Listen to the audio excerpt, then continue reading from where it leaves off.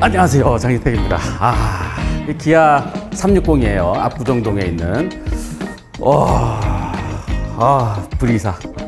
네, 너무 예쁘죠. 지금 사이즈로는 거의 뭐 경차 사이즈예요. 경차보다 크긴 커요. 뭐 세단형이고 그러기 때문에. 근데 너무 작고 아담하고 예쁘고 너무너무 귀엽게 생겼죠.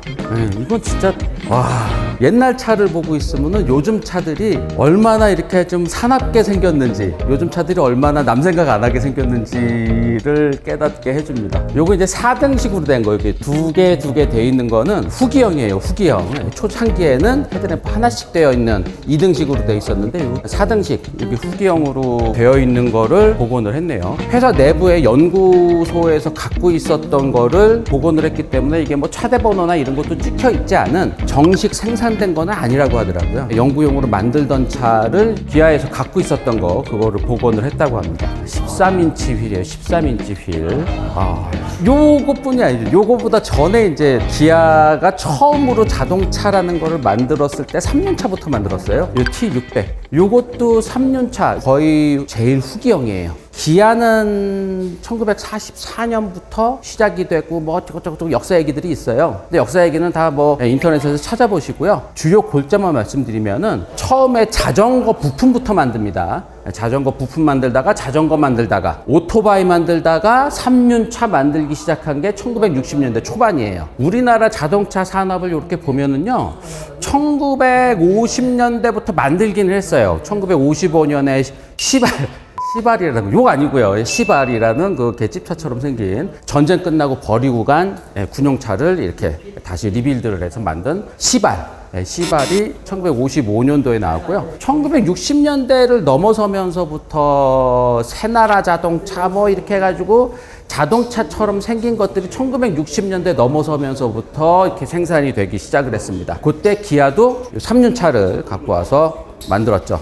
요것도 일본 마츠다에서 이렇게 들여와가지고 우리나라에서 조립해서 만든 겁니다. 처음에는 T360이었어요. 360cc급의 2기통 엔진, 투사이클 엔진. 요게 들어가서, 요게 엔진이 여기 있습니다. 엔진이 요거 운전석과 짐칸 사이에 요렇게 엔진이 있는데, 뭐 순행식이고, 근데 이제 자동차용 엔진이라기보다는 약간 오토바이 엔진이죠. 자동차 엔진처럼 부드러운 소리가 안 나고 탈탈탈탈탈탈 이런 소리가 났어요. 딸딸딸딸딸 이런 소리. 그때 당시에는 딸딸이라고. 360cc로는 힘이 너무 약한 거예요. 그래서 요거는 후기형으로 T600이라고 해서 600cc로 조금 파워도 올리고 적재정량도 아마 이게 500km 정도 될 거예요. 그래서 여기에 500km 정도 실을 수 있는 골목을 누비고 다니던 용달차였습니다. 그때 당시 우리나라 실정에는 세단이나 이런 거보다도 이런 산업을 움직일 수 있는 이런 산업용 차, 픽업 트럭, 이런 것들이 좀 필요했죠. 그래서 기아가 그때 처음 만든 게 이제 T360부터 시작해서 T1500, 1.5톤짜리예요. 되게 크게 나온 3륜차 있었어요. 그리고 T2000까지 2톤짜리 3륜차. 기아가 처음부터 이 상용차 시장부터 들어갔어요. 다른 새나라 자동차 이런 데는 다 이제 세단부터 만들려고 그랬는데, 기아는 진정 우리 실정에 우리나라에 필요한 거는 이런 상용차부터 시작을 해야 된다 해가지고 1960년대부터 이런 상용차를 이렇게 들여온 거죠. 자, 요 차 스펙을 제가 보니까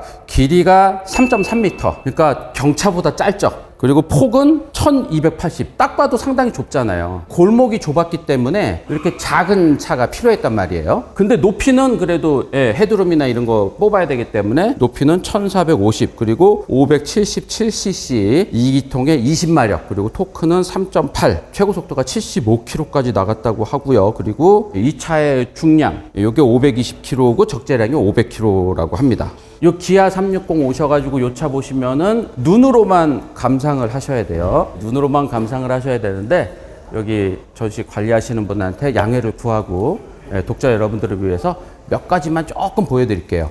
자동차를 쉽고 재미있게 미디어 오토. 지금은 기아 즐 로고 있잖아요. 기아 즐 로고, 흰 사이다 로고 즐, 그게 들어갔지만 예전에는 기아 마스터라고 그랬어요. 기아 마스터.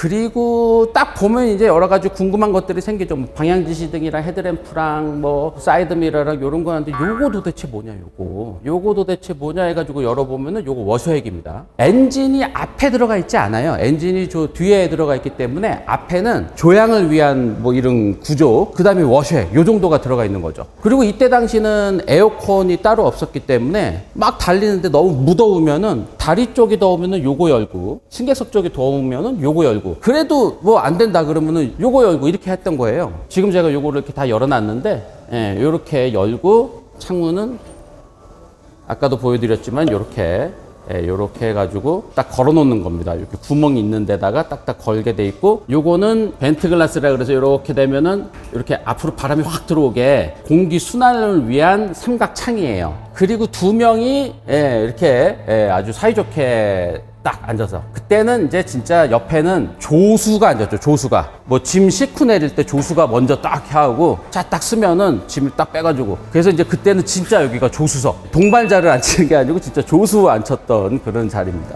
여기 밑에 여기 보시면은 여기 뭐 이렇게 예, 이거 주유구 아니에요. 요게 엔진 오일입니다. 요게 엔진 오일을 계속 먹으면서 달리는 이행정 사이클 엔진이기 때문에 엔진 오일을 수시로 이렇게 넣어줘야 됐었습니다. 그리고 요게 이제 주유구 예, 주유구인데 연료 게이지가 요 운전석에 없어요. 연료 게이지를 여기를 통해서 봐야 됐었어. 여기로 요게 연료통인데 연료통의 일부를 이렇게 관으로 뽑아놔서 연료가 요만큼 들어가 있구나라는 거를 이렇게 직관적으로 보고 그때 이제 요거 내려가지고 이렇게 보고 연료 있는데. 약간 뭐 이런 분위기였죠. 그때는 뭐 자동차의 초창기였고 그렇기 때문에 이 승객석을 설계하는 능력이라든가 그런 것들이 이렇게 막 출중하지가 않아서 고무 패킹 같은 것도 그냥 원시적으로만 넣고 이게 뭐 물을 막아주거나 뭐 바람을 막아주거나 이랬겠습니까? 그러니까 이제 여기 물바지가 있었던 거예요. 이 물바지 없었으면은 안으로 물이 이렇게 계속 들어오겠죠. 이렇게 예.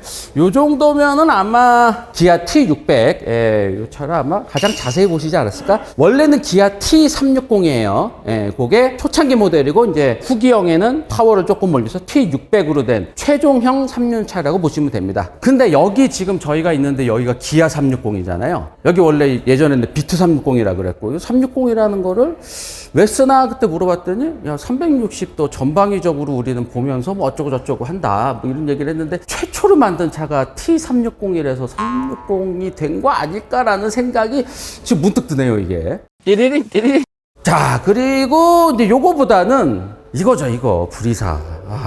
이거는 저희 집에도 있었고 그래서 그때 이게 포니보다 잘 나갔었습니다. 그때 이제 아버지 친구분들이랑 이거 이제 가족들 태우고서는 뭐 인천에 자주 이렇게 회 먹으러 가고 막 이랬었거든요. 저 어렸을 때 막 초등학교 들어가기 전에. 그때 막 경인고속도로를 막 이렇게 막 재민이랑 폰이랑 불이사랑 막 이런 차들이 막 이렇게 막 가면은 언제나 이제 불이사 우리 아버지 타고 가는 불이사가 언제나 1등. 그래서 그때부터 야 기아가 엔진이 좋구나. 그때 당시 폰이는 92마력이었고 1300cc짜리 불이사는 87마력이었어요. 그래서 그때 이제 아버지 친구분들이 야, 내 거보다 힘이 약한데 너 이게 잘 나가냐? 약간 이랬었던 정말 똘똘하게 잘 달렸었던 그런 기억이 나는 차예요.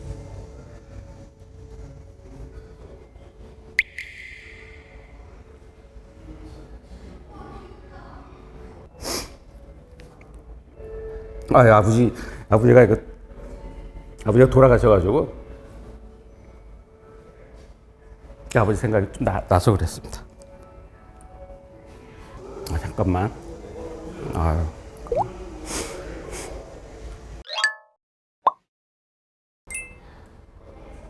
자, 지금 보고 계신 불이사는 불이사 1000이네요. 불이사 1000. 불이사가 1000cc랑 1300cc랑 두 종류가 있었는데 요거는 불이사 1000. 약간 가격을 합리적으로 만든 조금 파워는 약한. 그때 1000cc짜리는 그렇게 많이 안 팔렸어요. 보통 픽업 트럭용이 1000cc가 많이 팔리고 요 세단형은 1300cc 엔진이 상당히 좋다. 딱 봐도 그렇잖아요. 1000cc는 62마력밖에 안 되는데 1.3, 300cc 차인데 87마력으로 훅 늘어. 당연히 1.3이 훨씬 더 잘 만들었죠. 다들 1300cc를 많이 탔었는데 뭐 요런 거 보세요. 이게 기아의 이때 당시의 엠블렘 요거 진짜 멋있지 않아요? 이게 무슨 의미인지 알아? 기아야. 기아. 기억, 이응. 사실 기아의 질마크도 뭐 괜찮지만 요즘 느낌도 나고 그렇지만 당시 차들 엔진을 보면은 카브레타가 이렇게 위에 동그랗게 해서 이렇게 흡기구가 이렇게 나와 있는 게 요거랑 조금 비슷하게 생겼어요. 그래서 엔진을 형상화하고 기아의 기억과 이형을 형상화하는 엠블렘이라서 상당히 의미도 좋고 조형적으로도 상당히 괜찮은데 이제 이게 외국 사람들이 봤을 때는 Q자를 뒤집어 놓은 것 같다. 뭐 요래서 엠블렘을 약간 굴뚝 엠블렘으로 바꿨죠. 요거는 지금 복원을 완전히 한 거예요. 도장도 다 벗겨내고 다시 요즘 기술로 면 다시 다 잡고 그리고 도장 다 한 거거든요. 그래서 지금 광이 이렇게 막 광이 잘 나죠. 근데 이때 당시에 이렇게 광을 내려고 그러면요 매일 왁스칠 해줘야지 이 정도 광 났어요. 옛날에는 자동차 페인트가 클리어 코트가 없었어요. 그냥 검은색 페인트는 검은색 우레탄 페인트를 그냥 차에다 칠하는 거였어요. 그리고 끝. 요즘에는 뭐 검은색 차건 뭐 파란색 차건 빨간색 차건 페인트 칠한 다음에 투명 페인트를 또 한 번 더 올리잖아요. 그래서 거기서 광택 나게 하잖아요. 그게 클리어 코트라 그러는데 이때 당시 차들은 클리어 코트 없었습니다. 현대기아 뭐 이런 데만 클리어 코트 없었던 게 아니고 그때 당시 벤츠도 클리어 코트 없었어요. 그냥 우레탄 페인트 그냥 칠하고 뭐 이랬었던 거라서 그때 왁스 칠하는 하얀색 융 같은 걸로 막 이렇게 하면은 너무 하면 여기 검은색 약간 묻어 나오고 뭐 이랬었어요. 이 브리사 사이즈만 잠깐 말씀드리면은 길이가 3875, 그러니까 4m가 채 되지 않는 아주 아담한 사이즈죠. 세단형인데도 4m가 되지 않는, 그리고 폭이 1540, 그리고 높이는 1399. 그러니까 요 뒤에만 어느 정도 좀 해치백 스타일 뭐 이렇게 돼 있으면은 지금 모닝 크기예요. 모닝 크기. 실내 사이드도 잠깐 열어서 보면은 모닝 뒷좌석에 뭐 이런 거 정도 나오지 않아요? 엔진이 앞에 있고 뒷바퀴로 굴리는 후륜구동이기 때문에 가운데 드라이브 샤프트가 지나가서 가운데가 불쑥 올라와 있죠. 그리고 시트는 이때 당시 요거는 좀 고급 시트네요. 요거는 가죽 느낌을 진짜로 낸 이런 장식이 들어간 시절도 있었구나. 그리고 요때는 다 닭다리죠. 이런 거 닭다리로 이렇게 요때는 다 이 문짝 만들 때 밑에 거 따로 만들고 위에 거 용접해서 붙이던 뭐 이런 방식이었고요. 그 다음에 요때는 문짝이 다 요런 방식이었죠. 문짝 걸쇠 고리가 주물로 뜬 이렇게 닫을 때 그래서 이제 요게 약간 그 주물 철끼리 부딪히는 척 소리가 나죠. 척 소리가 나죠. 자, 그리고 앞에 잠깐 보시면은 여기도 뭐 문짝도 이때 당시 다 이런 문짝이었죠. 포니도 이랬고요. 그리고 뭐 요때는 다 수동 변속기였죠. 자동 변속기 없을 시절. 그리고 4단 수동 변속기. 그러면 에어백이나 뭐 이런 거 없던 시절이기 때문에 이 운전대 보세요. 운전대 상당히 얇고. 자, 요때는 다 일본 차 들여와서 만들다 보니까 사이드 미러도 요 펜더에 들어간 펜더 사이드 미러를 많이 썼었고요. 그리고 본닛이 이렇게 앞으로 열립니다. 본닛이 이렇게 앞으로 열리는. 1960년대 유럽 차들이 본닛 앞으로 열리는 거를 많이 썼었어요. 왜냐면은 이렇게 열리는 거는 그때 당시 본닛을 이렇게 걸쇠로 딱 잠그는 요 장치가 그렇게 좋지 않았기 때문에 뭔가 어디 부딪혀가지고서는 좀 찌그러지거나 앞이 손상이 되면은 본닛이 달리다가 확 열리고 막 이런 일들이 있었거든요. 이런 것 때문에 이제 모터스포츠 쪽에 나가는 차들은 뭐 경기하다가 뭐 이렇게 막 부딪히고 막 이러면서 본닛 고리 같은 것들이 좀 손상될 수 있잖아요. 달리다가 갑자기 본닛이 확 열리면은 그냥 경기 1등 하다가도 그냥 끝나는 거거든요. 그래서 1950년대, 60년대에 경주차들이 본닛이 앞으로 열리는 것들을 좀 시도를 많이 했었어요. 뭐 제규어, 뭐 E-타입인가 뭐 이런 차들부터 BMW도 그때 경주 나가던 차들 다 본닛 앞으로 열리는 거 하면서 경주차 스타일 느낌을 내기 위해서 본닛 앞으로 이렇게. 그리고 앞으로 열리는 게 달릴 때 갑자기 확 열릴 위험이 적다 해서 1960년대, 뭐 70년대 초반까지 본닛 앞으로 열리는 것들이 좀 유행하던 시절에 브리샤도 본닛이 앞으로 열리는 그런 본닛을 갖게 됐었습니다. 뭐 지금도 보면은 비율이 상당히 좋죠. 4m도 되지 않지만 FR이기 때문에 오버행 상당히 짧고 여기 이제 프레스티지 디스턴스도 상당히 어느 정도 되고 그래서 비율 상당히 좋습니다. 뒤로 가면서 쭉 떨어지는 아주 안락한 세단의 느낌도 아주 잘 내주고 있어서 브리샤는 지금 봐도 정말 예쁩니다.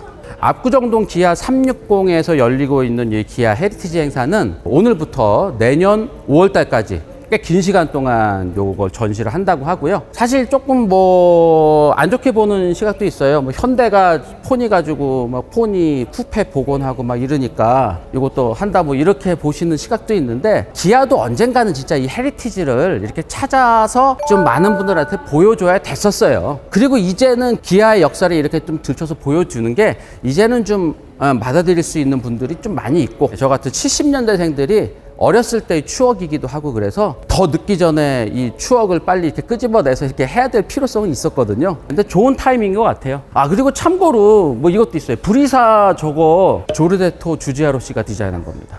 포니만 주지아로 씨가 디자인한 게 아니고, 이것도 1960년대에 주지아로 씨가 디자인한 대표작 중에 하나예요. 근데 주지아로 씨가 요거 할 때는 이탈 디자인 차리기 전에 베르토네라는 그 큰 회사에 거의 에이스급 디자이너로 일할 때 이제 브리사를 디자인한 거고요. 그리고 나와서 포니 프로젝트를 한 거죠. 그래서 포니는 이탈 디자인에 있을 때 한 거고요. 브리사는 베르토네라는 큰 회사에 거기에 에이스급 디자이너로 있을 때 저거 한 겁니다. 그러니까 우리나라 차들은 주지아로 씨가 디자인한 게 정말 많죠. 사실 기아가 현대보다 역사가 더 길어요. 더 길고 더 드라마틱한 일들도 많고요. 사실 기아는 1980년대 초반에 산업 합리화 조치, 전두환 정부 때 그냥 뭐 오일 쇼크라든가 뭐 이런 거 여러 가지 리스크들을 좀 정부 차원에서 좀 이렇게 이겨나가기 위해서, 야 너네 지금 다들 전 세계적으로 어려우니까 경쟁하지 말고 너는 승용차만 만들어, 너는 트럭만 만들어, 약간 이렇게 좀 강제 조치를 할 시절에 가장 좀 피해를 많이 봤다 그래야 되나? 승용차를, 저 브리사를 국산화율이 거의 90%였어요. 거의 국산차처럼 만들고 이제 다음 모델을, 독점 모델을 만들어야 된다 뭐 이런 시점에 그냥 승용차 산업을 못 만들게 됐었거든요. 그러니까 트럭만 만들어, 기아는. 현대는 승용차만 만들어 이랬었습니다. 현대도 그때 포터도 잃고요. 바이슨이라는 2.5톤 트럭도 잃었어요. 현대가 이런 것보다는 기아가 이런 게 훨씬 많았거든요. 그래서 다들 그때 당시에는 기아 망한다 그랬었어요. 근데 봉고를 통해서 이렇게 올라오죠. 이렇게 드라마틱한 역사를 만들어낸 게 봉고 신화. 그래서 저는 이 기아의 헤리티지를 얘기할 때 이렇게 3륜 차량 브리사 이거 외에도 봉고가 있어야 되지 않을까라는 생각을 했는데, 봉고가 지금 빠진 게 조금 좀 그렇죠. 요거는 조금 기다리시면은 크게 나옵니다. 이 봉고는 제가 여기서 지금 이렇게 말씀드리기가 뭐한 있어요. 이게 여기서 지금 봉고 딱 보여주기가 조금 좀 타이밍상 딱 그래서 그래요. 조만간 이게 옛날 봉고랑 이렇게 새로 만든 전기차 빡 나와요. 또 내용 증명 받을까 봐 이거 얘기 못 하겠네. 조만간 봉고는 빵 터집니다. 오늘 여기까지만 하겠네. 더 하면 큰일 날 것 같아. 오늘 여기까지입니다. 고맙습니다.